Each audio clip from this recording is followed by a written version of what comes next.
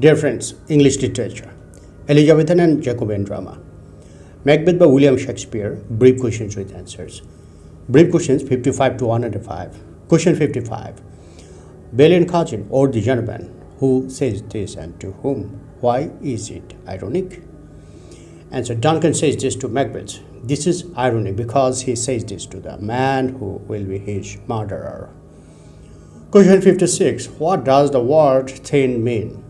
Answer. Thane is the title of nobility in Scotland. Question 57. Why is the title Thane of Cawdor given to Macbeth? Answer. The title Thane of Cawdor is given to Macbeth for bravery in the battle. Question 58. Who is sentenced to death?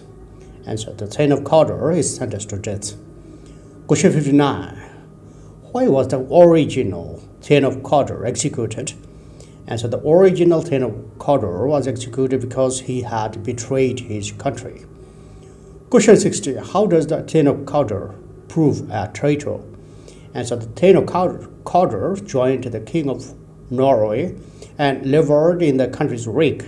Thus he proved a traitor.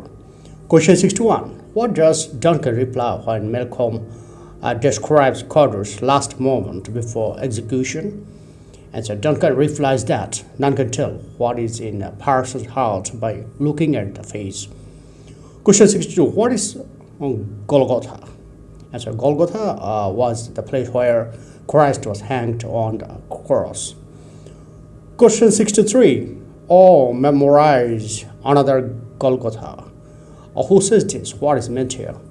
Answer. The captain says this. Here it is meant that Macbeth and Banquo killed so many enemies in the battlefield that they made the battlefield as well known as Golgotha. Question 64. What news does Ross bring Duncan? Answer. Ross informs Duncan that though the Thane of Cawdor treacherously joined the King of Norway, the victory has fallen to Macbeth. Question 65. Who is Angus? Answer. Angus is a nobleman of Scotland. Question 66. Who is described as Belluna's bridegroom? Answer. Macbeth is described as Belluna's bridegroom. Question 67. Who is Belluna? Answer. Belluna is the name of goddess of war. Question 68. Why is Macbeth described as Belluna's bridegroom?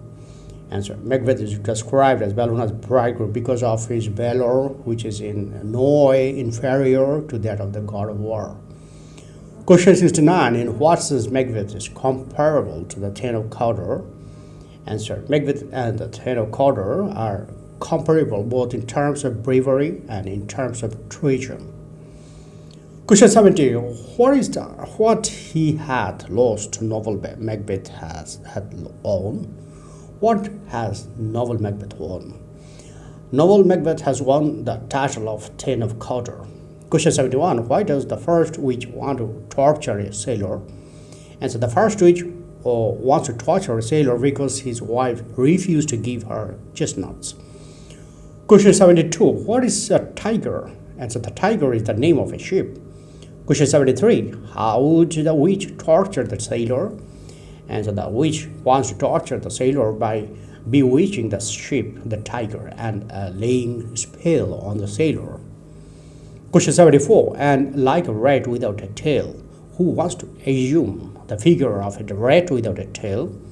Answer. The first witch wants to assume the figure of a rat without a tail in order to torture the sailor. Question 75. I'll do, and I'll do. Who is the speaker? What must the speaker do? Answer. The speaker is the first witch. She must change herself into a rat without a tail and torture the sailor. Question 76. What does the term weird sister means? Answer. The word weird means fate or destiny. The weird sisters, therefore, are the fatal sisters who are the agents of destiny. Question 77. Who first sees the witches? Answer. Banquo first sees the witches. Question 78. To whom do the witches speak first? Answer. The witches first speak to Macbeth. Question 79. How do the witches greet Macbeth after the battle? Answer. The three witches greet Macbeth as Thane of Glamis, Thane of Cawdor and as future king. Question 80. What do the witches predict in Act 1, Scene 3 for Macbeth? And so they predicted that Macbeth will be the Thane of Cawdor and eventually the king. Question 81. What do the witches predict in Act 1 and Scene 3 for Banquo? And so they predict that Banquo's descendants will be kings, although he will not be one. Question 82. What do the witches mean when they say lesser than Macbeth and greater? And so the witches mean that Banquo is greater than Macbeth in the sense that he will beget kings and is lesser than Macbeth because he himself will be no king. Question 83. Who regards the witches as the bubbles of the earth? Answer. Banquo regards the witches as the bubbles of the earth. Question 84. What news does Ross and Angus bring Macbeth? Answer. The Ross and Angus brought the news that Macbeth has gained the title of Thane of Cawdor. Question 85. What do you dress me in borrowed robes? Who says this and for whom? Answer. Macbeth says this to Ross and Angus. Question 86. Why do you dress me in borrowed robes? Why does Macbeth say this? Answer. Ross and Angus brought the news that Macbeth has gained the title of Thane of Cawdor. Macbeth tells him that the Thane of Cawdor is still alive. So why he's dressed in the title of another person? Question 87. Whose horrid image doth unfix my hair? What does the horrid image refer to here? And so the horrid image referred to the Macbeth's imaginative picture of himself murdering Duncan. Question 88. What does Banquo say about the motifs of the instruments of darkness? And so Banquo says that often tell of good things which may happen without telling the bad consequences. Question 89. Whom does Duncan nominate as the heir to the throne? And so Duncan nominates his eldest son, Malcolm, as the heir to the throne. Question 90. Who is nominated as the Prince of Cumberland? And so Malcolm is nominated as the Prince of Cumberland. Question 91. On whom the title of the Prince of Cumberland was conferred? Answer. When a successor to the throne was announced during a lifetime of a king, the title of Prince of Cumberland was immediately conferred on him. Question 92. What is Inverness? Answer. Inverness is the name of Macbeth's castle. Question 93. It is a peerless kinsman. Who is the speaker? Whom does the speaker refer to here as peerless kinsman? And so Duncan is the speaker. He refers to Macbeth as a peerless kinsman.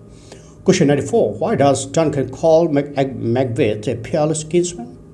Answer. Because of Macbeth's valuable services. Duncan values him above all other kinsmen and therefore calls him peerless. Question 95. After Lady Macbeth reads the letter, what does she think of Macbeth?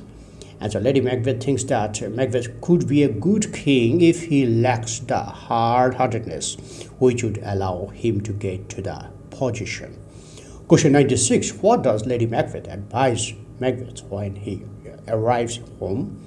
And so when Macbeth arrives home, Lady Macbeth advises him to hide his true feelings. She tells him that he must learn to look innocent even when his heart is full of evil desires.